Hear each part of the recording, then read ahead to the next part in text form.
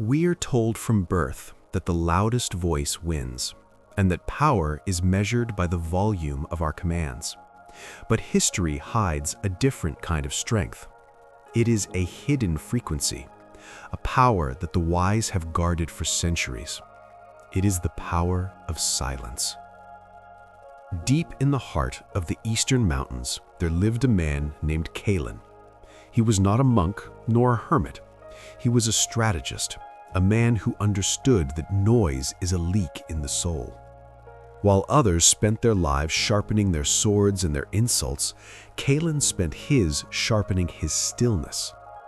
The world outside his mountain was falling apart.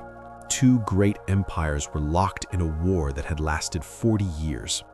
The air was thick with the sound of iron and ego.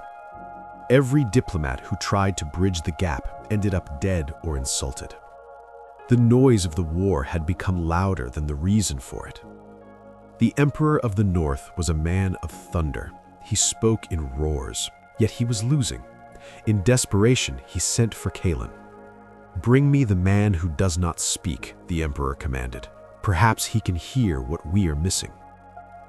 When Kalen arrived at the palace, the court was a circus of sound. Musicians played to drown out the screams from the front lines. Advisors argued over maps. Kalen walked through the center of the hall. He did not bow with a loud proclamation. He did not introduce himself with a list of titles. He simply stood. The emperor shouted at him, "How do we win? What weapons do you bring?" Kalen did not answer. He pulled a small wooden stool to the center of the throne room, sat down, and closed his eyes. The emperor was insulted. The generals laughed.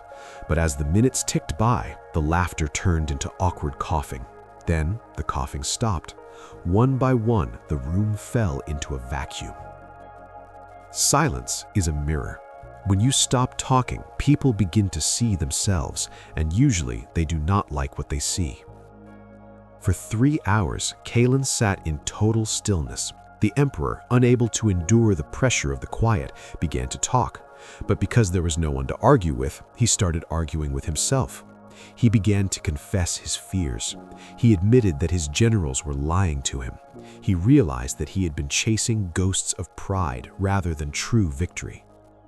The silence forced the emperor to confront the truth his own noise had been hiding. Kalen finally opened his eyes. He reached into his robe, pulled out a single blank piece of parchment, and handed it to the emperor. "What is this?" the emperor whispered, his voice now low and trembling. Kalen spoke his first words of the journey. He said, "The space where your peace begins." The emperor did something no one expected. He took his army to the border, but he forbade the drums. He forbade the war cries. He commanded 30,000 men to stand in absolute, terrifying silence. Across the field, the southern army was prepared for a roar. They were prepared for the sound of charging horses. But when they looked across the valley, they saw a wall of silver and steel that was as quiet as a graveyard. Fear began to ripple through the southern ranks. They began to whisper, "Why aren't they attacking? What are they planning? Do they have a weapon we can't see?" The noise of their own imagination defeated them. Without a single arrow being fired, the southern general rode out alone to the center of the field. He wasn't surrendering to a sword. He was surrendering to the unbearable pressure of the unknown. We think we need to explain ourselves to be understood. We think we need to defend ourselves to be safe. But the greatest power you will ever possess is the ability to remain still while the world around you loses its mind. When you speak, you reveal what you want the world to see. But when you are silent, you reveal who you actually are. To the innocent, silence is a shield. To the guilty, silence is an interrogation. The truth does not need to shout. It is the lie that finds the quiet unbearable. Your silence is not a void, it is a reservoir. It is where your intuition speaks, where your enemies reveal themselves, and where your soul finds its rhythm. A vessel must be empty to be useful. A mind must be quiet to be wise. Today, the world will try to pull a reaction out of you. It will provoke you, insult you, and distract you. Let it try. Be the mountain. Let the wind howl, but let the mountain remain. For in the end, the loudest storm eventually runs out of breath, but the silence lasts forever.